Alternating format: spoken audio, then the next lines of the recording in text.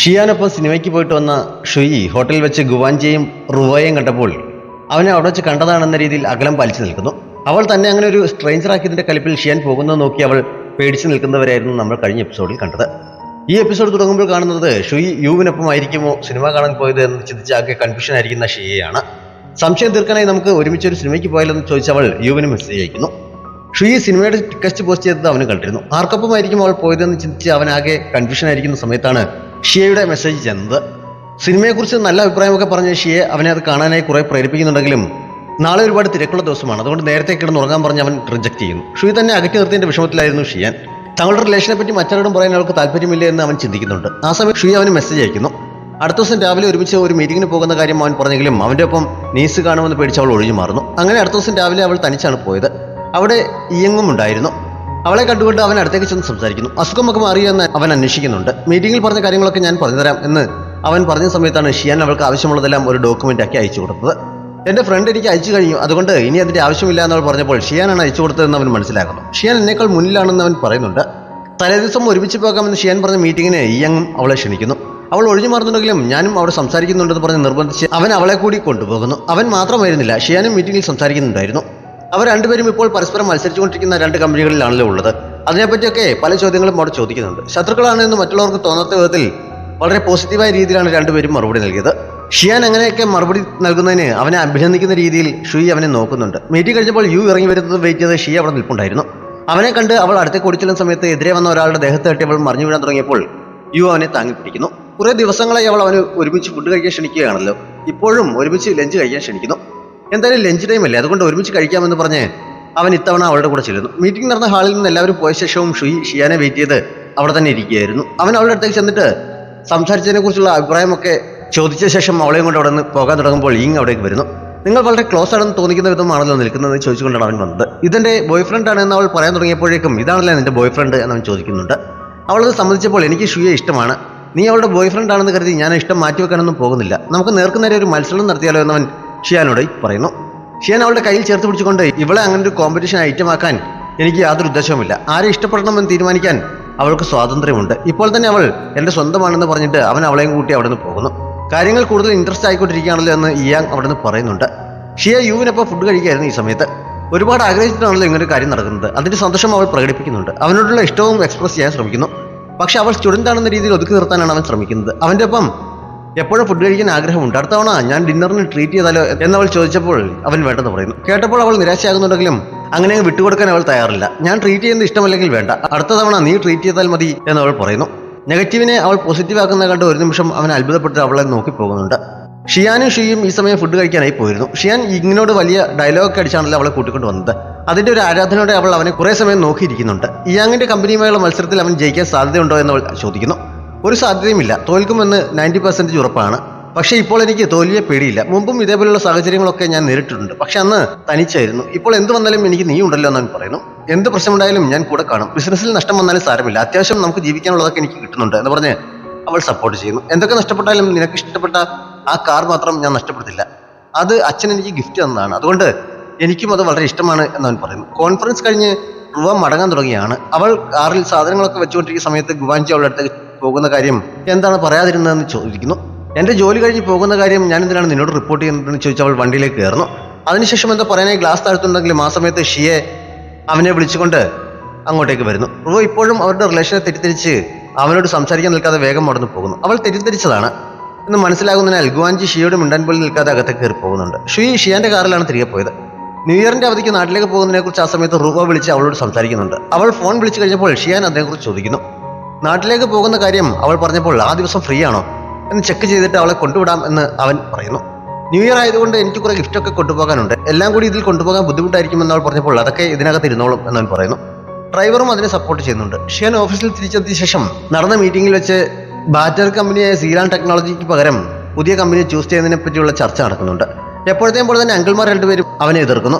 ഗുവാഞ്ചിയും യുവും അതിന്റെ പോസിറ്റീവ് വശങ്ങളെ കുറിച്ച് പറഞ്ഞ് അവനെ സപ്പോർട്ട് ചെയ്യുന്നുണ്ട്. ആ കമ്പനിയിൽ ഇൻവെസ്റ്റ് ചെയ്യാൻ തന്നെയാണ് തീരുമാനമെന്ന് ഷിയാൻ അവസാനം അറിയിക്കുന്നുണ്ട്. മീറ്റിംഗ് കഴിഞ്ഞ് പുറത്തേക്ക് പോകുമ്പോൾ ഇൻവെസ്റ്റ് ചെയ്തിരിക്കുന്ന കമ്പനികളിലേക്ക് കുറച്ച് ന്യൂ ഇയർ ഗിഫ്റ്റ് വാങ്ങി കൊടുത്തേക്കണമെന്ന് അവൻ ഷെങ്ങിനെ പറഞ്ഞേൽപ്പിക്കുന്നു. കൂട്ടത്തിൽ ഷിയുടെ വീട്ടിലേക്ക് പോകുമ്പോൾ നൽകാമെന്ന് കരുതി ഫാമിലിക്ക് പറ്റി കുറച്ച് ഗിഫ്റ്റ് കൂടി വാങ്ങാൻ അവൻ പറയുന്നുണ്ട്. ഷി അന്ന് ഓഫീസിൽ വെച്ച് ഷിയോട് കോൺഫറൻസിന് പോയതിന്റെ ഡീറ്റെയിൽ റിപ്പോർട്ട് ന്യൂ ഇയറിന് മുമ്പ് സബ്മിറ്റ് ചെയ്യണമെന്ന് പറഞ്ഞുകൊണ്ട് നിൽക്കുന്ന സമയത്ത് അതുവഴി പോയ യുലിങ് മീറ്റിംഗിന് സമയമായി എന്ന് വളരെ സ്നേഹത്തോടെ അവളോട് പറഞ്ഞിട്ടാണ് പോയത്. യുലിങ് കുറെ കാലമായി ഇങ്ങനെയാണല്ലോ, ഇതൊക്കെ എന്താണ് പറ്റിയത് എന്ന് മനസ്സിലാകുന്നില്ലല്ലോ എന്നൊക്കെ അവർ തമ്മിൽ പറയുന്നു. ഈ സമയത്ത് അവിടെ ഇരിപ്പുണ്ടായിരുന്ന ഞാൻ യുലിങ്ങിന് കുറുക്കന്റെ സ്വഭാവമാണ്, എന്തെങ്കിലും ഒരു ദിവസം അവൾ തനി സ്വഭാവം പുറത്ത് കാണിക്കുമെന്ന് പറയുന്നുണ്ട്. ഇത് ഷുയിയുടെ മനസ്സിൽ തട്ടുന്നു. ഷിയാനെ ഇപ്പോൾ ശരിക്കും ഇഷ്ടമാണെങ്കിലും ആദ്യമാൻ്റെ അടുത്തേക്ക് ചെന്നതിന്റെ ഉദ്ദേശം എന്താണെന്ന് തുറന്നു പറയാത്തതിന്റെ കുറ്റബോധം അവളുടെ മനസ്സിൽ ഇപ്പോഴുമുണ്ട്. ഇതുകൂടി കേട്ടപ്പോൾ അതൊന്നു കൂടി കൂടുന്നു. ആ സമയത്താണ് വൈകിട്ട് ഒരുമിച്ച് ഡിന്നറിന് പോകാമെന്ന് പറഞ്ഞ് ഷിയാൻ അവൾക്ക് മെസ്സേജ് അയച്ചത്. കുറ്റബോധം കാരണം അപ്പോൾ അവൾ അതിന് റിപ്ലൈ നൽകുന്നില്ല. വൈകിട്ട് ഓഫീസ് ടൈം കഴിഞ്ഞ് എല്ലാവരും പോകുമ്പോഴും അതൊക്കെ ജോലി തീർക്കാനുണ്ടെന്ന് പറഞ്ഞ് അവിടെ ഇരിക്കുന്നു. ഷിയാൻ അവളെ വെയിറ്റ് ചെയ്ത് ഓഫീസിന് പുറത്ത് കാറിൽ ഇരിപ്പുണ്ടായിരുന്നു. അതറിയാതെ എനിക്ക് കുറച്ച് ജോലി തീർക്കാനുണ്ട്, അതുകൊണ്ട് ഇറങ്ങാൻ ലേറ്റാകും, മറ്റൊരു ദിവസം ഡിന്നറിന് പോകാമെന്ന് അവൾ അവന് റിപ്ലൈ നൽകുന്നു. എന്തായാലും കുറച്ച് സമയം കൂടി വെയിറ്റ് ചെയ്യാം എന്ന് തീരുമാനിക്കുന്നുണ്ട്. ഈ സമയത്താണ് ന്യൂ ഇയറിന് വീട്ടിലേക്ക് പോകുമ്പോൾ കൊണ്ടുപോകാനുള്ള ഗിഫ്റ്റൊക്കെ വാങ്ങാൻ ഒരുമിച്ച് പോയാലോ എന്ന് ചോദിച്ച് റിവോ ഷിയെ വിളിച്ചത്. പക്ഷെ അവൾക്ക് അതിനുള്ള മൂഡുണ്ടായിരുന്നില്ല. ഞാനിപ്പോൾ ഷിയാനൊപ്പം പോകേണ്ടതായിരുന്നു, പക്ഷെ എനിക്കെന്തോ അതിന് പറ്റുന്നില്ല എന്ന് പറഞ്ഞ് ഷീ തന്റെ പ്രശ്നങ്ങൾ അവളോട് പറയുന്നു. നിങ്ങളുടെ റിലേഷൻ ഇതുവരെ സ്റ്റേബിൾ ആയിട്ടില്ല, അതുകൊണ്ട് ഇപ്പോൾ നീ ഇതിനെക്കുറിച്ചൊന്നും അവനോട് പറയാതിരിക്കുന്നതാണ് നല്ലത്.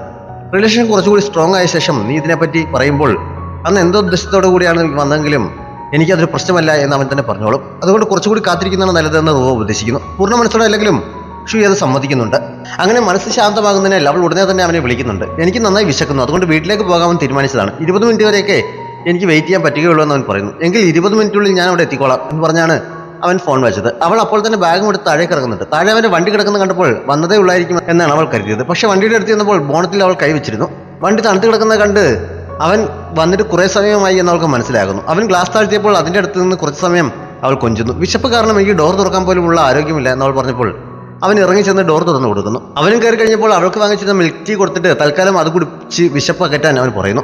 നീ എന്നോട് ഇത്ര നല്ല രീതിയിൽ പെരുമാറിയാൽ ഞാൻ എങ്ങനെയാണ് നിന്നെ വേണ്ടെന്ന് വെക്കുന്നത് എന്നൊക്കെ അവൾ അപ്പോൾ ചിന്തിക്കുന്നുണ്ട്. അടുത്ത ദിവസം ഓഫീസിലിരിക്കുമ്പോൾ അന്ന് വൈകിട്ട് ഒരുമിച്ച് ഒരു പാർട്ടി കൂടി നടത്തിയാലോ എന്ന് ഞാൻ അവളോടും ഷിയോടും ചോദിക്കുന്നുണ്ട്.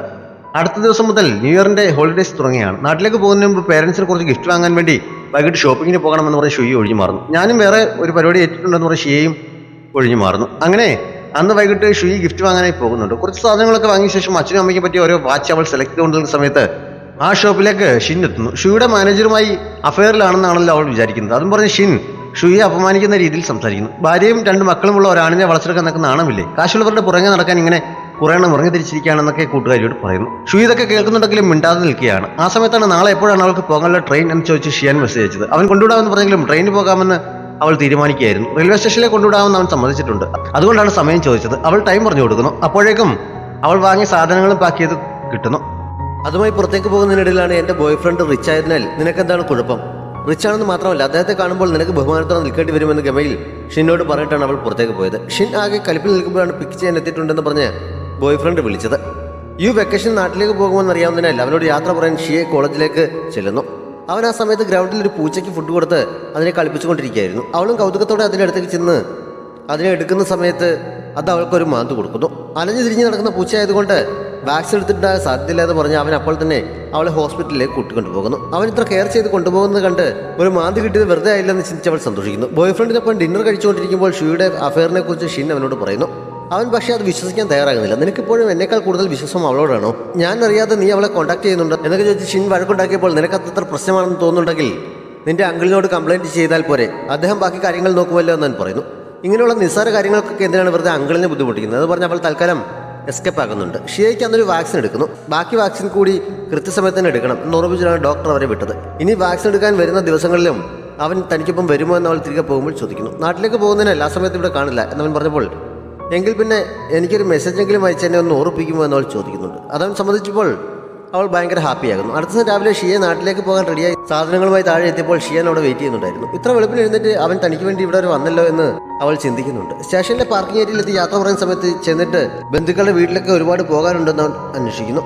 അങ്ങനെ ഒരുപാട് ബന്ധുക്കളൊന്നുമില്ല, അതുകൊണ്ട് ആദ്യത്തെ 1-2 ദിവസം കൊണ്ട് തന്നെ അതൊക്കെ കഴിയും, പിന്നെ ഫ്രീ ആയിരിക്കും എന്നവൾ പറഞ്ഞപ്പോൾ ഞാൻ എത്രയും പെട്ടെന്ന് അങ്ങോട്ടേക്ക് എത്താൻ നോക്കാമെന്ന് അവൻ പറയുന്നു. കുറച്ച് ദിവസത്തേക്ക് അവനെ പിരിഞ്ഞിരിക്കേണ്ടി വരുമല്ലോ എന്നതിൻ്റെ വിഷമത്തിലാണ് അവൾ. യാത്ര പറഞ്ഞ് മുന്നോട്ട് നടക്കുമ്പോഴും ഞാൻ നിനക്കൊപ്പം വരാൻ ടിക്കറ്റ് എടുത്തിട്ടുണ്ട് എന്ന് പറഞ്ഞ് അവൻ പുറകിൽ നിന്ന് വിളിച്ചിരുന്നെങ്കിൽ എന്ന് അവൾ ആഗ്രഹിക്കുന്നുണ്ട്. പക്ഷെ അങ്ങനെയൊന്നും സംഭവിക്കുന്നില്ല. ന്യൂ ഇയറിന് അവനും അവൻ്റെ കുടുംബത്തിനൊപ്പം സമയം ചെലവഴിക്കണ്ടേ എന്നോർത്ത് സമാധാനിച്ച് അവൾ പോകുന്നു. വീട്ടിലെത്തി അച്ഛനും അമ്മയ്ക്കും വാങ്ങിക്കൊണ്ടുവന്ന ഗിഫ്റ്റൊക്കെ നൽകുന്നു. കുറേ കാലത്തിന് ശേഷം തമ്മിൽ കാണുന്നതുകൊണ്ട് വിശേഷങ്ങളൊക്കെ പരസ്പരം പറയുന്നുണ്ട്. അവൾ വാങ്ങിക്കൊണ്ടുവന്ന വാച്ച് രണ്ടുപേർക്കും ശരിക്കും ഇഷ്ടപ്പെടുന്നു. അവരോട് സംസാരിച്ചുകൊണ്ട് നിൽക്കുന്ന സമയത്ത് ഷിയാന്റെ മെസ്സേജ് വരുന്നതിനാൽ അവൾ വേഗം മുറിയിലേക്ക് പോകുന്നു. സേഫായി എത്തിയോ എന്ന് ചോദിച്ചുകൊണ്ടാണ് അവൻ മെസ്സേജ് അയച്ചത്. അതൊന്നും ഒരു കുഴപ്പവുമില്ല, അവനെ മിസ് ചെയ്തു എന്ന ഒറ്റ പ്രശ്നം മാത്രമേ ഉള്ളൂ എന്ന് അവൾ റിപ്ലൈ നൽകുന്നു. ഈ വെക്കേഷൻ ടൈമിൽ എപ്പോഴെങ്കിലും അവളുടെ അടുത്തേക്ക് പോകാൻ പറ്റുമോ എന്നവൻ തൻ്റെ ഷെഡ്യൂൾ ചെക്ക് ചെയ്ത് നോക്കുന്നുണ്ട്. ഗുവാഞ്ചി റുവായെ വിളിച്ചിട്ട് കിട്ടാത്തതിനാൽ അന്വേഷിച്ച് അവളുടെ ഓഫീസിലേക്ക് എത്തുന്നു. കോൺഫറൻസിന് അവൾക്കൊപ്പം വന്ന ക്യാമറാമാനെ കണ്ട് സംസാരിച്ചപ്പോഴാണ് അവൾ നാട്ടിലേക്ക് പോകാൻ വേണ്ടി ലീവ് എടുത്തിരിക്കുകയാണെന്ന് അറിയുന്നത്. കുറേ ദിവസങ്ങളെ അവൻ അയക്കുന്ന മെസ്സേജുകൾക്കൊന്നും അവൾ റിപ്ലൈ നൽകുന്നില്ല. റുവ അതെല്ലാം കാണുന്നുണ്ടെങ്കിലും മനഃപൂർവ്വം മറുപടി നൽകാത്തതാണ്. ഗുവാഞ്ചിയുടെ ഫ്രണ്ട് വഴി അവൾ താമസിക്കുന്ന സ്ഥലം മനസ്സിലാക്കി അവിടെ എത്തി കുറേ സമയം വെയിറ്റ് ചെയ്യുന്നുണ്ടെങ്കിലും അവളെ കാണാൻ പറ്റുന്നില്ല. അടുത്ത ദിവസം രാവിലെ തന്നെ വീണ്ടും അവൻ എത്തുന്നു. കാറിൽ വെയിറ്റ് ചെയ്യുന്ന സമയത്താണ് അവൾ പുറത്തേക്ക് ഇറങ്ങി വന്നത്. അവൻ സന്തോഷത്തോടെ കാറിൽ നിന്ന് പുറത്തേക്ക് ഇറങ്ങാൻ തുടങ്ങിയെങ്കിലും അപ്പോഴേക്കും അവിടെ വെയിറ്റ് ചെയ്യുന്നുണ്ടായിരുന്ന മറ്റൊരാളുടെ അടുത്തേക്ക് ചെന്ന് അവൾ അയാൾക്കൊപ്പം പോകാൻ തുടങ്ങുന്നു. ഡിക്കിയിലേക്ക് സാധനങ്ങൾ വെക്കുന്ന കൂട്ടത്തിൽ വെഡ്ഡിംഗ് പ്ലാനിനെ കുറിച്ചൊക്കെ അവർ സംസാരിക്കുന്നത് അവൻ കേൾക്കുന്നു. അവർ തമ്മിൽ വിവാഹം കഴിക്കാൻ പോവുകയാണ്. അതിനെക്കുറിച്ചാണ് പ്ലാൻ ചെയ്യുന്നതെന്ന് വിചാരിച്ച് അവൻ ആകെ ടെൻഷനാകുന്നു. സത്യത്തിൽ അത് അവളുടെ കസിനായിരുന്നു. അവൻ്റെ വെഡ്ഡിങ്ങിന് വേണ്ടി അവൾ ഹെൽപ്പ് ചെയ്യാൻ പോയതാണ്. അടുത്ത വാക്സിൻ എടുക്കാൻ സമയമായ ദിവസം യു അതും പറഞ്ഞ് തനിക്ക് മെസ്സേജ് അയക്കുമെന്ന് വെയിറ്റ് ചെയ്തിരിക്കുകയാണ് ഷിയെ. ഫോണിൽ റിമൈൻഡർ സെറ്റ് ചെയ്തിട്ടുണ്ടായിരുന്നതിനാൽ യു ടൈമിൽ തന്നെ അവൾക്ക് മെസ്സേജ് അയക്കുന്നു. അവനിത് ഓർമ്മയുണ്ടല്ലോ എന്ന് ചിന്തിച്ച് അവൾ ശരിക്കും സന്തോഷിക്കുന്നു. ഇഞ്ചക്ഷൻ എടുക്കാൻ പേടിയാണ്, അതുകൊണ്ട് ഞാൻ പോകുന്നില്ല എന്ന് പറഞ്ഞ് അവൾ വെറുതെ അവന് മെസ്സേജ് അയക്കും. സമയത്ത് ഇഞ്ചക്ഷൻ എടുത്തില്ലെങ്കിലുള്ള കുഴപ്പങ്ങളെക്കുറിച്ച് കുറേ ആർട്ടിക്കിൾസ് അവൻ അവൾക്ക് അയച്ചു കൊടുക്കുന്നുണ്ട്. എങ്കിൽ ഒരു കൂട്ടിന് അടുത്ത തവണ മുതൽ എനിക്കൊപ്പം വരുമോ എന്ന് അവൾ ചോദിക്കുന്നു. ആദ്യം അവൻ അതിന് മറുപടി നൽകുന്നില്ല. ഇത്രയ്ക്ക് വേണ്ടിയിരുന്നില്ല, കുറച്ച് കൂടിപ്പോയോ എന്നവൾ ചിന്തിച്ചിരിക്കുമ്പോൾ വരാം, ഇപ്പോൾ തൽക്കാലം പോയി ഇന്നത്തെ ഇഞ്ചക്ഷൻ എടുക്കാൻ അവൻ റിപ്ലൈ നൽകുന്നു. അതോടെ അവൾ ശരിക്കും ഹാപ്പി ആകുന്നുണ്ട്. റുവ അന്ന് വൈകിട്ട് അവളുടെ ഫ്ലാറ്റിനടുത്തേക്ക് എത്തിയപ്പോൾ ഗുവാഞ്ചി അവിടെ വെയിറ്റ് ചെയ്യുന്നുണ്ടായിരുന്നു. അവൻ എങ്ങനെയാണ് ഈ സ്ഥലം കണ്ടുപിടിച്ചതെന്ന് അവൾ ചോദിക്കുന്നു. ഞാൻ കുറേ ദിവസങ്ങളെ നിന്നെ വിളിക്കുകയും മെസ്സേജ് അയക്കുകയും ഒക്കെ ചെയ്യുകയാണ്, പക്ഷേ നീ അതിന് റിപ്ലൈ നൽകുന്നില്ല, അതുകൊണ്ട് എനിക്കിത് കണ്ടുപിടിക്കേണ്ടി വന്നു എന്നവൻ പറയുന്നു. കുറച്ച് ദിവസമായി ഞാൻ നല്ല തിരക്കായിരുന്നു എന്നവൾ പറഞ്ഞപ്പോൾ എന്തിൻ്റെ തിരക്കാണെന്ന് അവൻ അന്വേഷിക്കുന്നുണ്ടെങ്കിലും അവൾ മറുപടി നൽകുന്നില്ല. ഇനി എൻ്റെ അടുത്ത് നിന്ന് ഒളിക്കില്ല എന്ന് നീ എനിക്ക് ഉറപ്പ് വന്നിരുന്നല്ലേ, പിന്നെ എന്താണ് വീണ്ടും ഇങ്ങനെ ചെയ്തത് എന്നവൻ ചോദിച്ചപ്പോൾ നമ്മൾ തമ്മിൽ എന്ത് റിലേഷനാണുള്ളത്? ഒരു ഗെയിമിലാണെങ്കിലും ഹാഫ് ടൈം ഉണ്ട്, ഇപ്പോൾ അതിൽ കൂടുതലൊക്കെ സമയം കഴിഞ്ഞിരിക്കുന്നു, ഇനി ഇതിങ്ങനെ തുടർന്ന് പോകുന്നതിൽ അർത്ഥമില്ല എന്നവൾ പറയുന്നു. എനിക്ക് നിന്നെ ഇഷ്ടമാണെന്നുള്ള കാര്യം നിനക്കിതുവരെ മനസ്സിലായില്ലേ എന്നവൻ കുറച്ച് ഇമോഷണലായി ചോദിക്കുന്നുണ്ട്. ഇഷ്ടമാണെന്ന് പറയുന്നത് കൊണ്ട് മാത്രം കാര്യമില്ലല്ലോ, അതിനപ്പുറം അടുത്ത കാര്യങ്ങൾ എന്താണെന്ന് അവൾ ചോദിച്ചിട്ട് അവന് മറുപടി നൽകാൻ കഴിയുന്നില്ല. എല്ലാ ആഴ്ചയിലും തമ്മിൽ കാണുകയും ഒരുമിച്ച് സമയം ചെലവഴിക്കുകയും പരസ്പരം സന്തോഷിപ്പിക്കുകയും ഒക്കെ ചെയ്യുന്നത് കൊണ്ട് മാത്രം അത് പ്രണയമാകില്ല. ഒരു സാധാരണ കളിപ്പാട്ടം പോലും കുറച്ച് ദിവസങ്ങൾ ഉപയോഗിച്ച് കഴിയുമ്പോൾ നമുക്ക് അതിനോടൊരു അറ്റാച്ച്മെൻറ്റ് തോന്നും. അതുപോലെ ഒരു ഫീലിംഗ് ആണ് നിനക്ക് ഇപ്പോൾ എന്നോടുള്ളത്. ഇപ്പോൾ ഞാൻ നിന്നെ അവോയ്ഡ് ചെയ്തതുകൊണ്ടാണ് എന്നെ സ്വന്തമാക്കണമെന്നൊക്കെ നിനക്ക് തോന്നുന്നത്. പക്ഷേ ഇങ്ങനെ ഒരു റിലേഷൻ അല്ല ഞാൻ ആഗ്രഹിക്കുന്നത്, അതുകൊണ്ട് നമുക്കിത് പിടിച്ച് നിർത്താം. ഇനി എൻ്റെ പുറകെ വന്ന് ശല്യപ്പെടുത്തരുതെന്ന് പറഞ്ഞ് അവൾ അകത്തേക്ക് കയറി പോകുന്നു. കരഞ്ഞുകൊണ്ടാണ് അവൾ അതും പറഞ്ഞ് അകത്തേക്ക് പോയത്. അവൻ്റെ കണ്ണുകളൊക്കെ നിറയുന്നുണ്ടെങ്കിലും അവളെ തിരിച്ചു വിളിക്കാനോ അവൾ ആഗ്രഹിക്കുന്ന മറുപടി നൽകാനോ ഒന്നും കഴിയാതെ അവൻ വിഷമിച്ച് നിൽക്കുന്നത് ഈ എപ്പിസോഡ് അവസാനിക്കുന്നു. ഡ്രാമയെക്കുറിച്ചുള്ള നിങ്ങളുടെ അഭിപ്രായങ്ങൾ കമൻറ്റുകളിലൂടെ അറിയിക്കാൻ മറക്കരുത്. വീഡിയോ ഇഷ്ടപ്പെട്ടാൽ നമ്മുടെ ചാനൽ സബ്സ്ക്രൈബ് ചെയ്യാനും ലൈക്ക് ചെയ്യാനും ഷെയർ ചെയ്യാനും മറക്കരുത്. Thanks for watching.